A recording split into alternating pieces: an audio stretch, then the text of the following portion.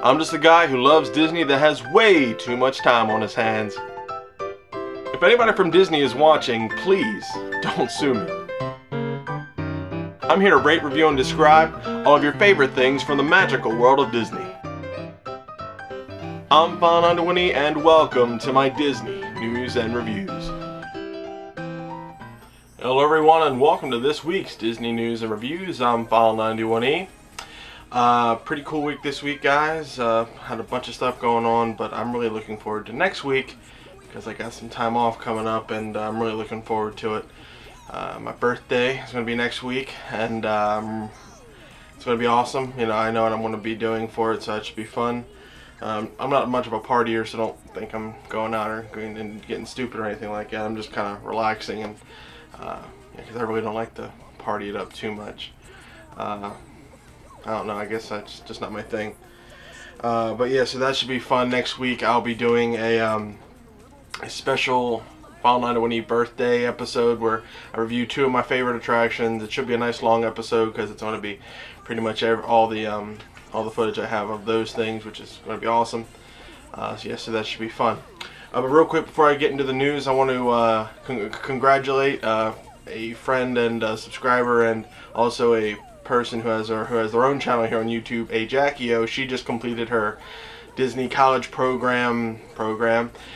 She was down in Disney World for a couple months for college credit and whatnot, and she seemed to have a pretty cool time. I follow her on Twitter and Facebook and all that. She posts a bunch of pictures, and she worked at Epcot, which is actually pretty cool. So it's one of my favorite, if not my favorite, place down there.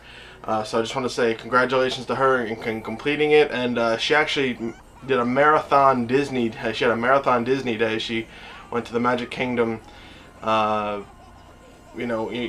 day she left, and then when she went home, she went to Disneyland. So that was actually pretty cool. That's something I don't think I could ever do, but you know what?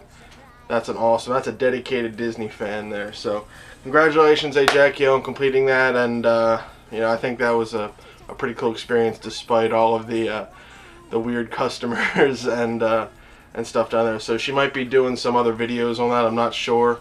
Will be really cool to kind of do a Q&A. There's a hint right there on that. So hopefully she could enlighten us on some of her Disney experiences. So yeah. Anyway, congratulations. Now, one quick thing, before I do the news, I really want to show this to you. My friend Bob got me. He recently went to the Disney store and got me this awesome 1 of 2,500 a limited edition lithograph. It's the Disney Store 25 lithograph. I mean, check that out. That thing's cool. He saw it and he said he had to get it for me, and I appreciate it so much. I mean, that's really cool. I want to frame this and put this up somewhere because you get all these characters. You got that awesome Disney Store 25 down there. Plus on the back you got this certificate of authenticity. I'm not sure if you can see it. Can you see it? There you go. I mean, I really enjoy this. I mean, just look at it. I love all the colors and how it's done. And the awesome binding around here is great. So this is a great acquisition, and Bob, you really came through for me this time. I mean, I really enjoy it. So thank you so much for this awesome lithograph, and I'm gonna have to hang that up sometime. I have to find a frame or whatever. That's just awesome. Thanks, Bob. You're awesome. So yeah, that's it for what happened with me this week. Let's get right to the news. A bunch of news this week, guys. The first details of the year's Food and Wine Festival in Epcot have been released. First off, showing the festival's popularity, the festival will take place for a record 46 days from September 28th through November 12th. It's awesome. New food types, including vegan, will make their debut, as well as a new chef tour to give VIP access to the festival. The Eat to the Beat series will return this year with new acts, including Smash Mouth, Blues Traveler, amongst many others. To read more about it, visit www.magic.com by clicking the link below in the description box. I got a bunch of stuff in the description box for you to read. In more Epcot news, for the first time, Disney are now offering free Wi-Fi to guests inside the Epcot park. The hotspot will be conveniently located in tents to give guests some shade. So that's kind of cool. Disney rolled out some Wi-Fi to the hotels and whatnot this past year, and now they're maybe going into the parks too. That's kind of cool. So if you have your laptops or your smartphones or whatever, you can actually wirelessly connect to stuff. So that's pretty cool. And just a reminder, week 3 of Star Tours weekends in Disney's Hollywood Studios is this weekend, as well as the Car Masters weekend in downtown Disney. So if you're down there at all this weekend, that's what's going on. The 2011 Themed Entertainment Association attendance report has just been published and provides some interesting data on estimated attendance and percentage swings from the previous year at Walt Disney World. The top 5 most visited parks in North America are the Magic Kingdom, Disneyland, Epcot, Disney's Animal Kingdom, and Disney's Hollywood Studios, in that order. To view the actual percentage breakdown, just click the link below. And it is interesting to note that for the second year running, the Animal Kingdom has edged out the Hollywood Studios in attendance. That's pretty cool. That actually would have shocked me had I seen that. So that's pretty interesting. And some sad news. This past week saw the closure of one of Disney's oldest attractions, Snow White's Scary Adventures.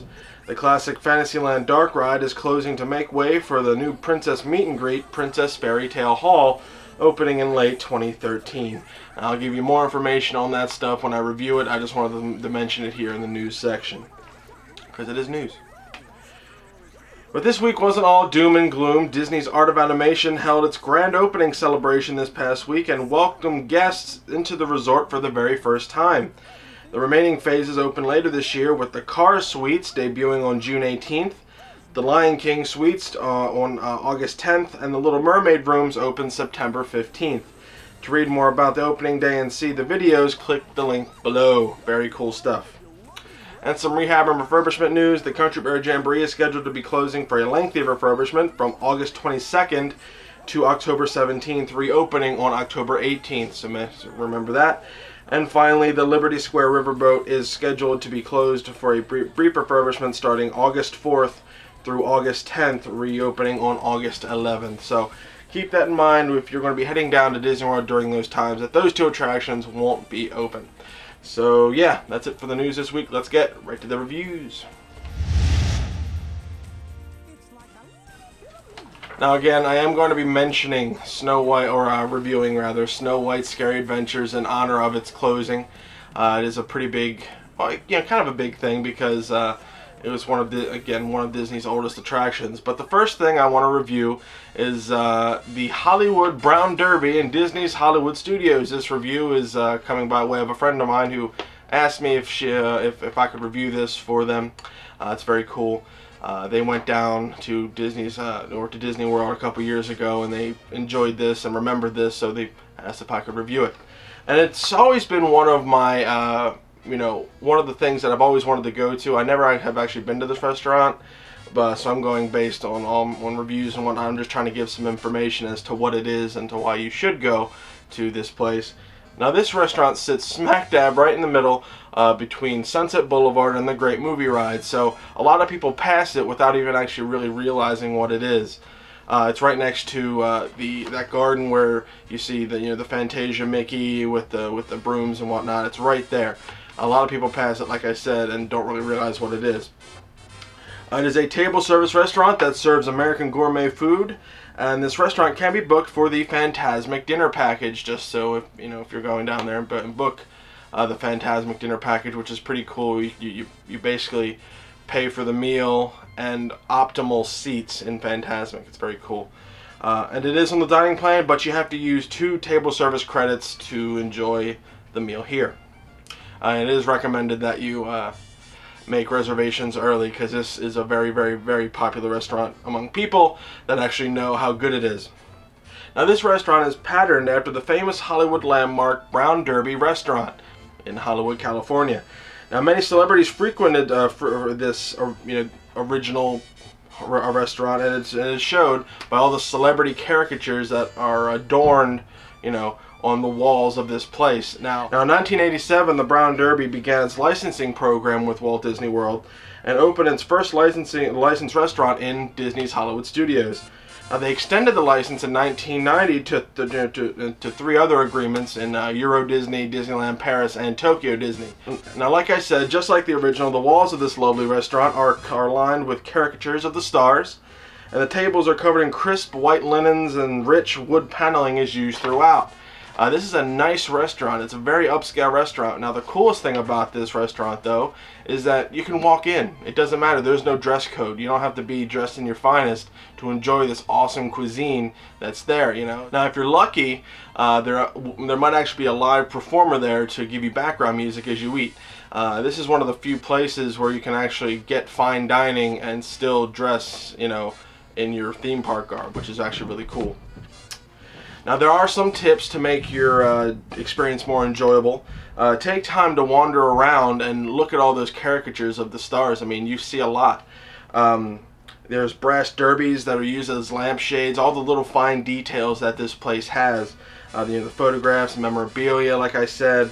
Then there's authentic caricatures of, you know, they're in the gold frames. Now that they're actual caricatures from the original place, you know, so that's really cool. The fact that you can actually see some original caricatures instead of kind of prints, you know, but they're in those gold frames that you see right there. So what am I going to give the Hollywood Brown Derby restaurant in Disney's Hollywood Studios? Now, having never eaten there before, and the food looks awesome, by the way, I think I would have to give this a 4. This seems like, you know, a place I really want to hit. I've always been intrigued by it ever since I was a little kid, going down to MGM and whatnot and seeing that. I had a couple friends who went down and they enjoyed it a lot. I haven't read a bad review on this restaurant at all. So definitely, if you're headed down to Disney's Hollywood Studios and you need a place to eat, this seems to be, you know, a good place if you want some fine dining, but at but some casual feel at the same time. You know, head to the Hollywood Brown Derby. The pricing is a little expensive because you are getting really good food. But you know what? If you're a foodie like me, you'll pay the extra, you know, cash just to get some really good food. So, the Hollywood Brown Derby at Disney's Hollywood Studios, 4 stars from me, without actually having sampled the food. But I'm just going by reviews on what other people say, and they say it's awesome. So check it out if you're in Disney's Hollywood Studios anytime. Now finally, the main event of today is Snow White's Scary Adventures. I want to be giving a little bit of history here and then showing the full ride, the full experience of Snow White's Scary Adventures. So yeah, sad day or sad week that this is closed down. It's already closed. It closed on May 31st. Of last week, and it's already, what, June 3rd, 4th, or whatever, so whatever. Anyway, this is Snow White's Scary Adventures. It was in the Magic Kingdom in Fantasyland, and it is a dark ride, but it's also in Disneyland, Tokyo Disneyland, and Disneyland Paris. There are different, you know, alterations there. Now, the original was in Disneyland, and that opened, was one of the original attractions opened at Disneyland, and it was originally called Snow White and Her Adventures. Now this ride has always been a little bit off for, you know, the people that actually experienced it. Imagineers had designed the ride so that guests felt like they were the main character of the story. They were actually Snow White. Now, few people really understood this concept, and some wondered why Snow White wasn't featured in the ride. You basically rode through, and it's a lot scarier than it is now. There was a lot of instances with the witch, and you really didn't see Snow White at all, and there was hardly any instances of dwarves and whatnot. So a lot of people kind of were confused as to if this was Snow White's Scary Adventures or Snow White's Adventures. Where's Snow White?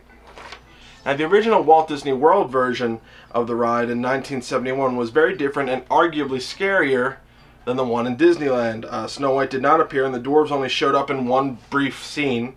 There were also 7 witch figures in this version, while there's only 6 in the current version. 1994, the Walt Disney World attraction was redesigned to be similar to the Disneyland version, a little bit less scary, but in a different order with a few new scenes and whatnot. They wanted to introduce Snow White, put her back in there. They upped the ride capacity from 4 to 6 people in the cars. And in order to make it a happy ending, there was a new ending where the prince was kissing Snow White to wake her up, and you know, amidst the cheering dwarves, and there was Dopey was seen above the bridge waving. You know, it's trying to make everybody a little bit happier. You know, just like the story, just like the actual movie and whatnot. And then they, you know, traveled through the doors and disembarked, and that was that. Hopefully, being a little bit better and not as scared, even though it's Snow White's Scary Adventures. Now again, like I said, this ride is being, you know, dismantled. It's not going to be going anywhere. It's just going to be completely scrapped to make way for the new Princess Fairy Tale Hall that's going to be there. But a new Snow White ride is going to be part of the new Fantasyland. It's the Snow White and the Dwarves, Snow White and the Seven Dwarves Mine Train Coaster. It's going to be a roller coaster with the theming around the dwarves' mines, you know, the jewel mines and whatnot. So that should be pretty fun. I mean, the concept art looks great. You know, it's really cool. But once I heard that they were going to get rid of this, I got a little upset, just because it's you know, it's Disney history. So you know, but what are you going to do? They have to make room for some things, and so you know, certain things have to go. And this wasn't exactly an attraction that everybody loved unanimously. So they kind of decided to cut this and make something better out of it. But you know, I can understand that. But the one in Disneyland is still there, Tokyo Disneyland and Disneyland Paris. They're all still there. So I have some footage here found, and I want to give this. I want you to watch and enjoy. This is you know, or this was Snow White's Scary Adventures in Walt Disney World. It's not there anymore, so. You know, watch it and watch all 2 minutes and 30 seconds of it, and I'll see you right after. So enjoy Snow White's Scary Adventures.